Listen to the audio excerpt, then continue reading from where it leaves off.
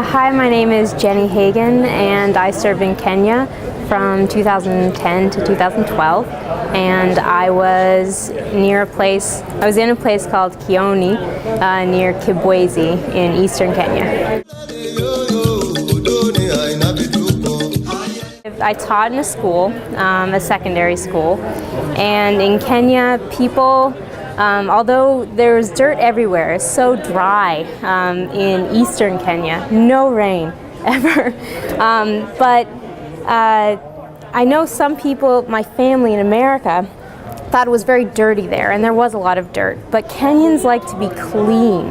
They're very obsessed with being clean, very smart.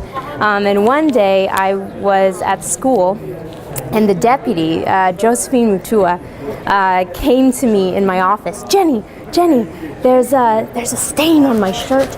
And I was like, oh, I'm sorry, pole, which means sorry.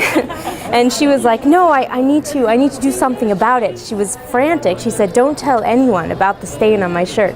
And I lived on the compound. So she asked if she could go to my house. And we both secretly went to my house, and she got a basin and borrowed some of my water, which was so precious.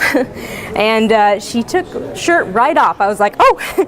She took her shirt right off and just started washing her shirt. She was like, oh, I'm so embarrassed. I couldn't see the stain. She washed it, and she dried it, rolled it up in a towel, and then put it back on. And she said, we will never speak of this. Whoops. But she just wanted always to present herself. Kenyans dress to respect other people. In America, we dress like to express our individuality. And in Kenya, people like to dress to respect the people around them. And anyway, she's a hilarious, wonderful woman.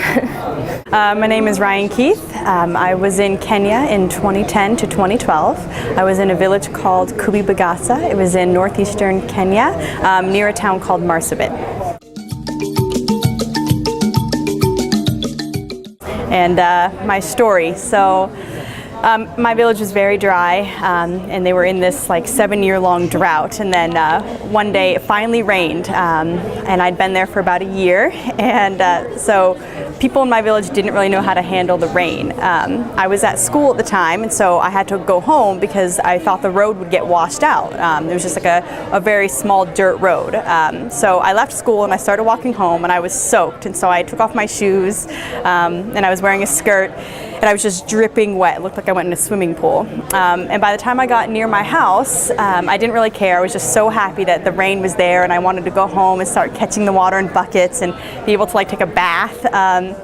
And I passed this woman, and she was very, very elderly, and she had this herd of goats, and the goats had never seen rain in their lifetimes, and so they did not know how to handle it, and they just scattered, and they were all over.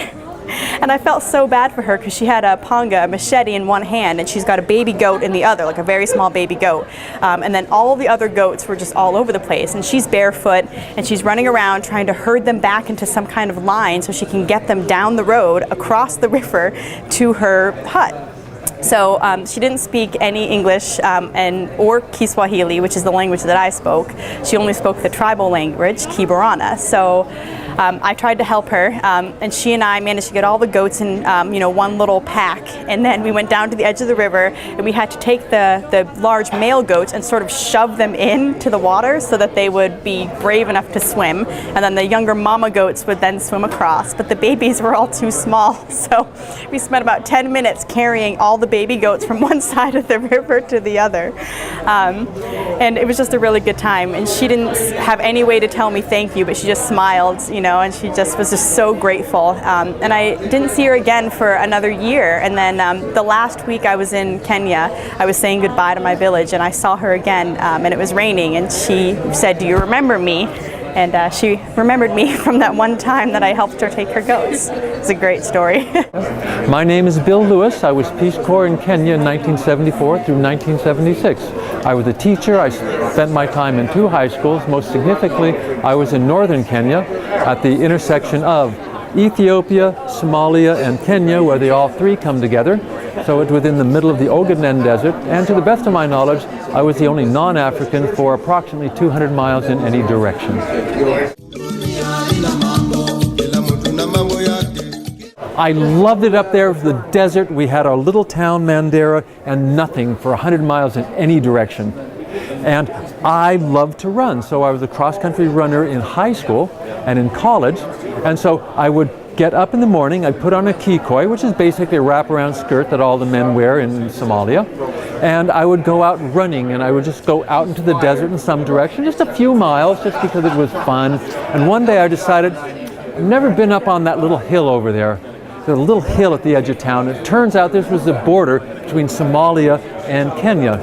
And so I run up there having a great time, and I run down the other side, and I get accosted by several men with large sticks who are screaming and yelling at me because I have, of course, crossed the border.